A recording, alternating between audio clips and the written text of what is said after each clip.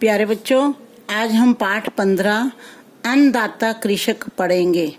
इस पाठ के कवि जो हैं वो पूर्ण चंद्र कांडपाल हैं।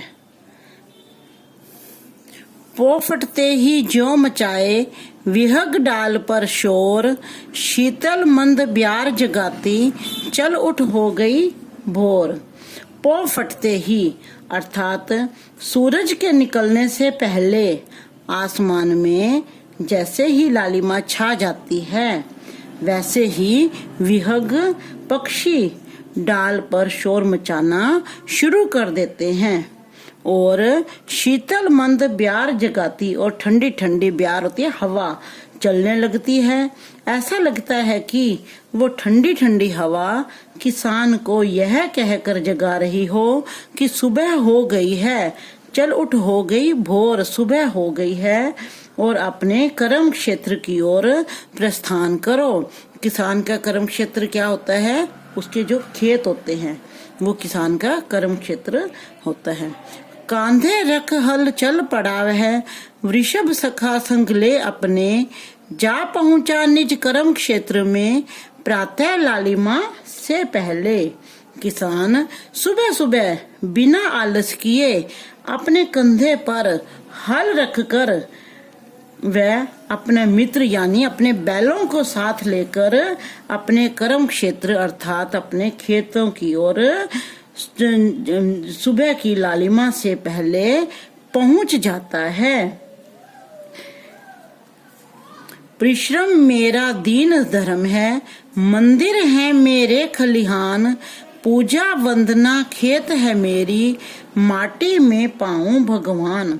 इन पंक्तियों में किसान कह रहा है कि मेरा दीन धर्म, मेरा कर्तव्य है परिश्रम करना और खलिहान, खलिहान होते हैं वह स्थान जहां फसल काट कर रखी जाती है और फसल से अनाज अलग किया जाता है, उस खलिहान को किसान अपना मंदिर मानता है।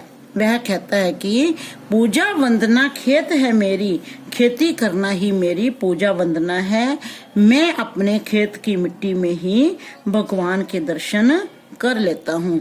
तो बच्चों, जिस प्रकार हम मंदिर में जाते हैं और पूजा करते हैं और बाद में हमें प्रसाद मिलता है ना, तो इसी प्रकार किसान भी जब अपने खेत की वंदना और पूजा करता है, वह मिट्टी को भगवान के समान मानता है, उसे सींचता है, तो यह मिट्टी रूपी भगवान जो है उसे फसल रूपी प्रसाद जब देता है तो किसान अपने को धन्य मानता है, उसे अपनी मिट्टी में ही भगवान के दर्शन होने लगते हैं।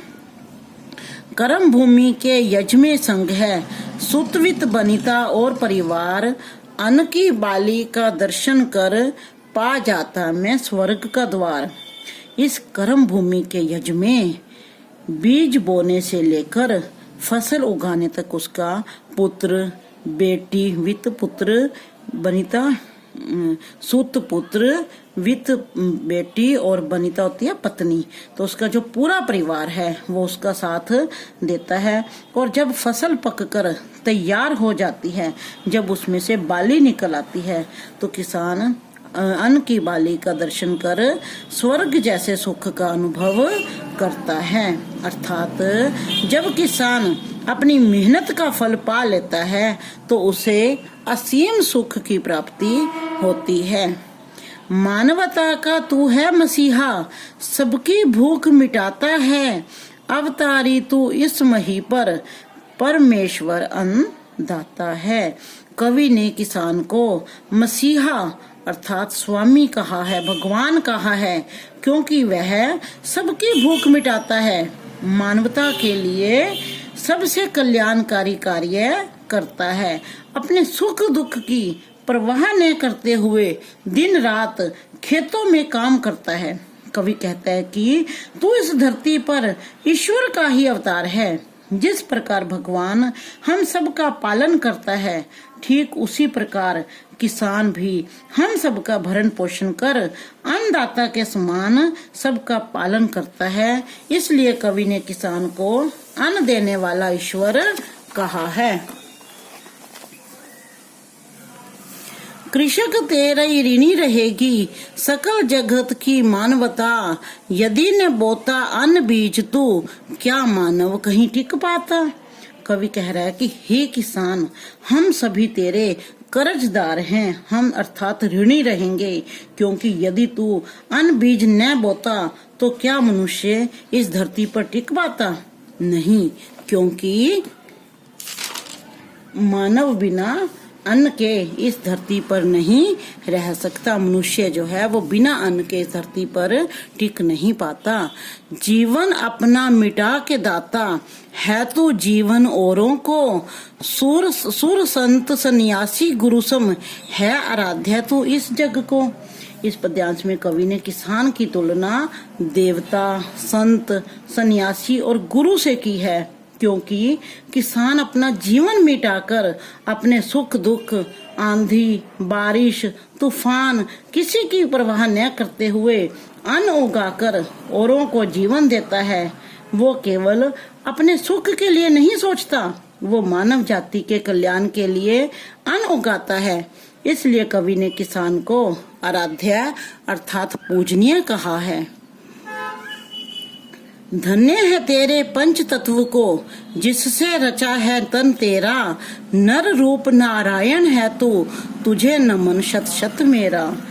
अंतिम पद्यांश में कवि किसान को कह रहा है कि मैं तुम्हें बार बार प्रणाम करता हूँ कि तुम धन्य हो।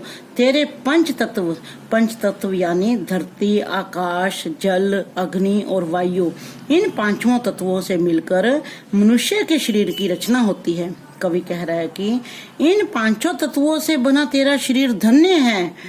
कवि कृतज्ञता और श्रद्धा भाव से कह रहा है कि हे किसान, तू मनुष्य के रूप में नारायण अर्थात ईश्वर है। ऐसे नर रूपी नारायण को मैं सैकड़ों बार प्रणाम करता हूँ, 100 बार प्रणाम करता हूँ।